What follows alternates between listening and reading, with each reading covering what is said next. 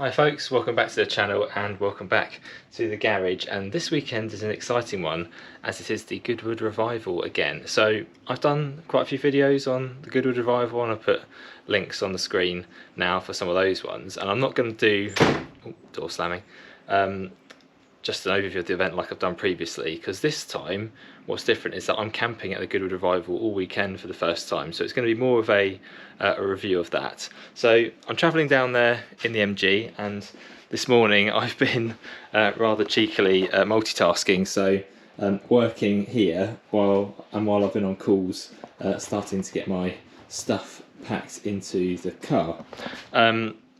So the differences in my camping setup this time, it's very similar to what I took to Bicester last time I went there, with the exception of a bigger tent. It's just there, the white bag, because I've got my family joining me on Friday afternoon after school and everything, so we need a bigger tent to accommodate them. But it's not our huge tent that we might take on like a week's camping trip. It's just a sort of smaller 4-man tent there. So the plan is I drive there today in the MG, today being Thursday, and then I can participate in some of the over-the-road stuff ahead of the event starting tomorrow, which is Friday.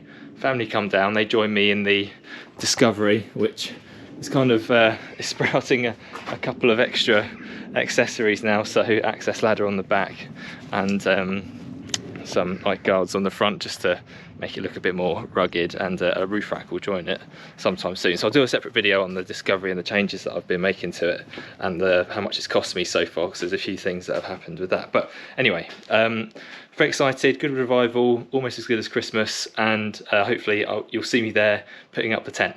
See you in a bit.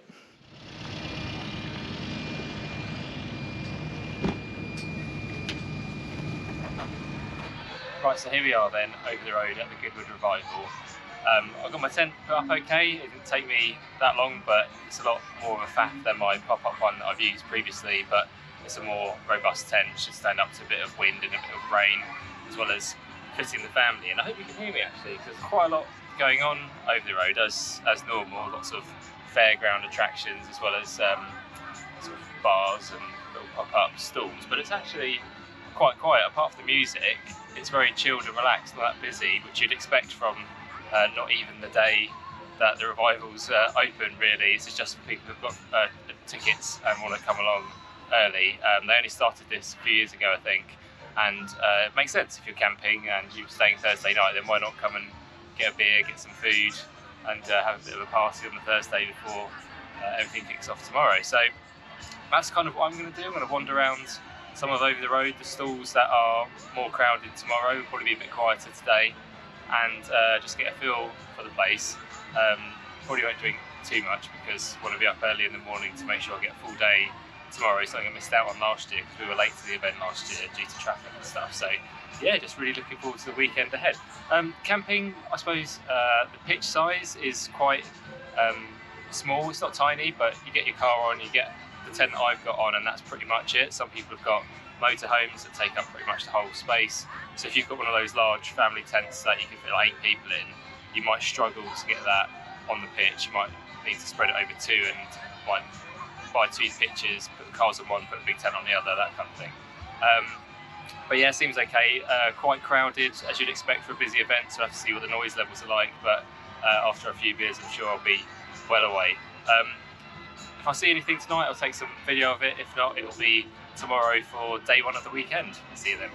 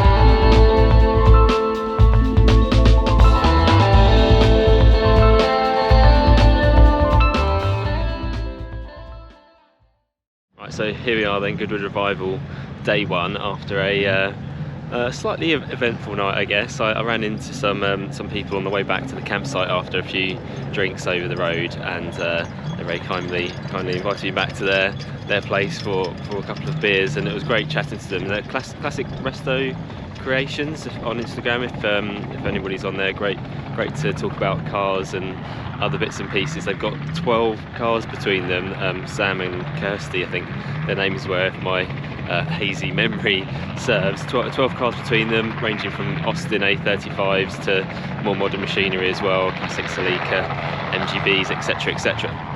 Now I've been up for a while, so woken up at 5:45 by the sound of engines near the campsite, so I've asked my wife to bring some earplugs later and hopefully get a bit more of a restful night tonight. But it meant that I was up early to get over to the event, and I've done quite a bit already, so it's only just before 9 o'clock now, and I feel like I've done quite a bit already. So I've been around the Earls Court Motor Show, had a look around the paddocks, I saw some MGBs. There's a really exciting race happening this weekend, MGB race to celebrate 60 years of the MGB, which is great. Celebrity spot, saw Chris Evans and His Grace the Duke of Richmond talking over by the little radio pod they've got going on near the Earls Court Motor Show, which was fantastic to see. And yeah, saw a great air display as well, with some Spitfires flying overhead, which really, stirs the soul and is a great cure for a hangover. I'm going to continue walking around the event as I always do, and see if I can get some interesting stuff on film or digital memory card, and I'll bring it to you. So yeah, Goodwood Revival day one, here we go.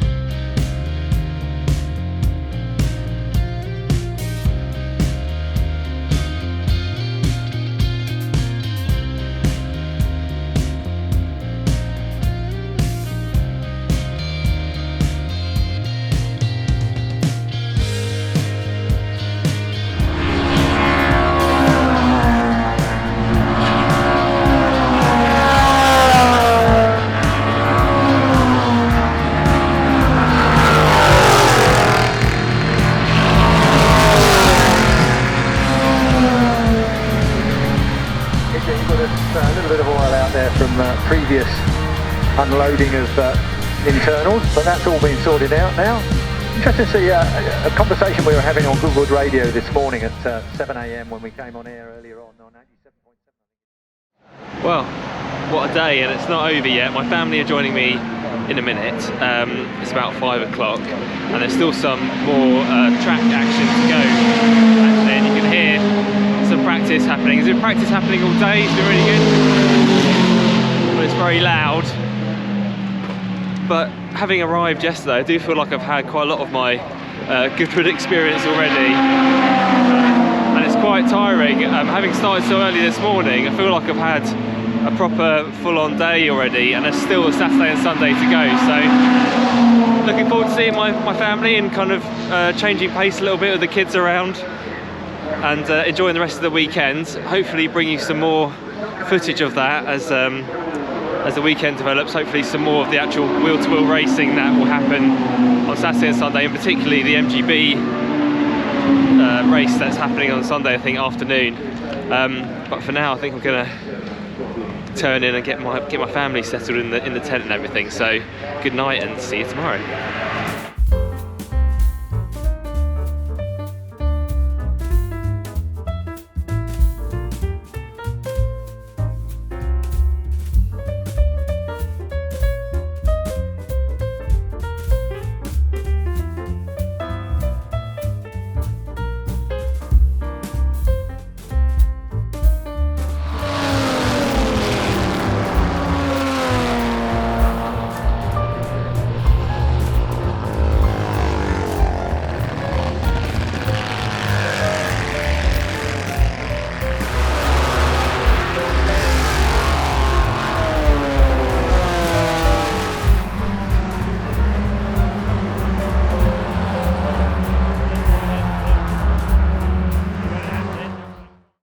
So wow, what a weekend, and it's now Sunday evening and I'm about to go home. It's been fantastic weather, which you could probably tell from my sunburn, which I'm just looking at the camera screen at. So yeah, very nice, dry weather.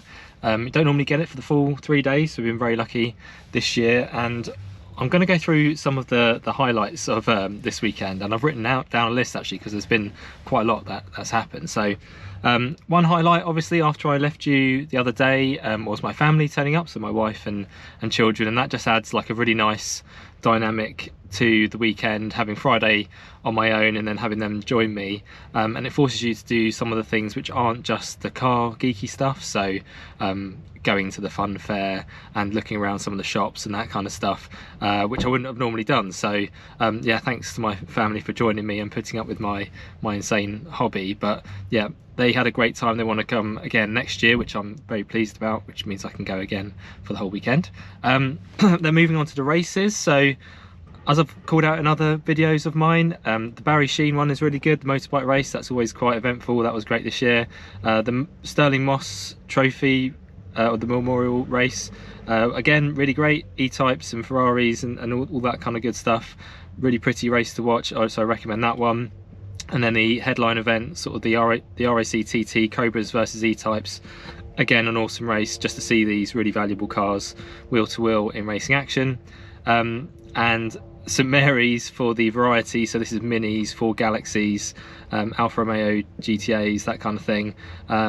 The variety and racing sort of door to door, lots of action in that one. But my favourite one easily this year was the MGB race, obviously because I'm an MGB fan. But the story around the winner, the guy who won, a guy called Ed Foster, who works for or did work or does work, I don't really know if he's still, or he does a lot of commentating and interviews and that kind of thing, but creates content, was racing his dad's car and got a surprise pole position. And even more surprising was, as the race unfolded, some of the sort of favourite to win type cars dropped out and meant that he won, and it was a very sort of emotional win for him and his family, and also a lot of the people who were working at Goodwood, because they're all his mate and stuff. So yeah, brilliant to watch that.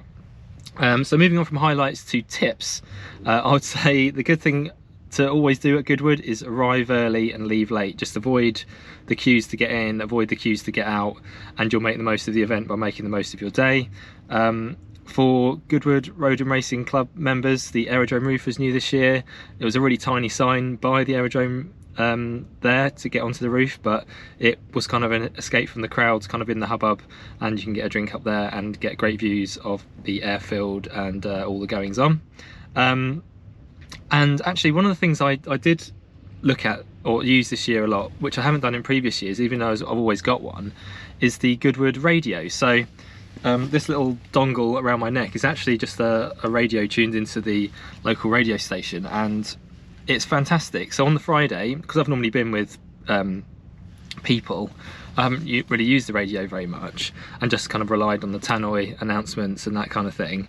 But because I was on my own, I used the radio to sort of get a bit more flavour of what was going on, and it's absolutely fantastic. Like the people who commentate and broadcast on the radio do a fantastic job of just telling you all about the event, the history of either the entrance, the cars, the competitors, and you just feel so much more a part of it than if you didn't have it and you're on your own. The kids, when they turned up, they liked the look of it and liked to have it around their neck, and I was a bit gutted about that because it meant I didn't have it to my ear the whole time, and it would have been a bit antisocial anyway. But I recommend getting the programme. You get this included with the programme, and using this radio, because the broadcasters are really a fantastic team, and they kind of bring to life the event, I think, and you find out so much more about all the history and everything like that, so definitely go for the radio. Friday, by far the quietest day. If you can do the Friday, do the Friday. There's not as much racing that day, there's only one race in the evening, but you can make so much more of all the other stuff going on the Friday, so all of the shops and the other little attractions that are around the racetrack, so that's great to come on a Friday. And that finally moves me on to camping, so kind of the point of this video. I'm now convinced it's the only way to do the weekend. So if you're going to do a single day, I still think that coming early by train and then getting the bus from Chichester station to the event is great, and then you can leave whenever you like by train, have a few drinks and get home. Driving, I think, I would kind of think is like a last resort, based on my experience, just because of the queues to get into the car park and the queues to get in. I do think that coming by bus from the train is a lot more efficient, so yeah, I would do that. Camping is also really cost effective versus either the Goodwood Hotel, which books up super quick and it's quite expensive, and also like what I did last year, which was kind of a pub bed and breakfast. It's way more cheaper than doing that. It's a friendly atmosphere and quite secure as well, so they only let people in and out of the campsite who've got wristbands. And my tip is to arrive early on the Thursday, to first get your pitch closer to the event. I got here about 3:30, and I wish I'd got here a little bit earlier, but it was still fine. But also for the over the road, you kind of get the over the road almost to yourself on the Thursday, and you can have a real look around before anybody else turns up on the Friday. And I met some people, made some friends, really great. So yeah, I'd recommend that. Even if you've got a Friday ticket, you don't have to be camping, you can come on Thursday over the road, so yeah, definitely do that. But I think the thing that will stay with me for the camping is waking up in the morning to the Dawn Patrol Spitfires, so trio Spitfires flying over Goodwood. So if you're in the event, you'll see them, but often the queues mean that you miss out on the air display, and you sometimes see them at night as well. But yeah, waking up to see those Spitfires overhead, kind of a symbol of freedom and being defiant against tyranny, really sort of stirs the soul, and is quite thought-provoking. So leaving you with that, I would say thank you very much for watching, and I'll be back again soon with another video. Thank you, bye bye.